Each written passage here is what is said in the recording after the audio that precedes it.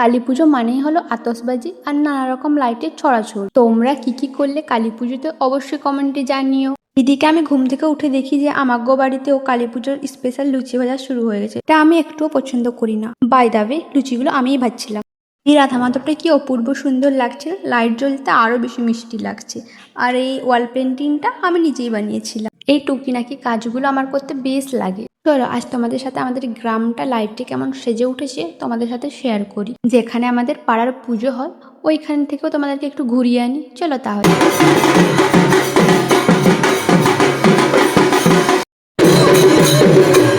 বাইরে এসে দেখেছি নানা রকম আতশবাজির শব্দ আর নানা রকম লাইটে সেজে উঠেছে সবার বাড়ি। এইটা ছিল পাড়ার পুজোর প্রতিমা। কি মিষ্টি না লাগছে মায়ের মুখটা। আজ সবার পুজো কেমন কাটলো আর তোমরা কতগুলো আতশবাজি জ্বালালে আমাকে অবশ্যই কমেন্টে জানিও। আমি আলতা পড়তে বরাবরই ভালোবাসি, তাই একটু আলতাও পরে নিয়েছিলাম। এইদিকে প্রসাদ নিয়ে গেছিলাম পুজো দেওয়ার জন্য। এই ভিডিওটা এই পর্যন্ত, টাটা।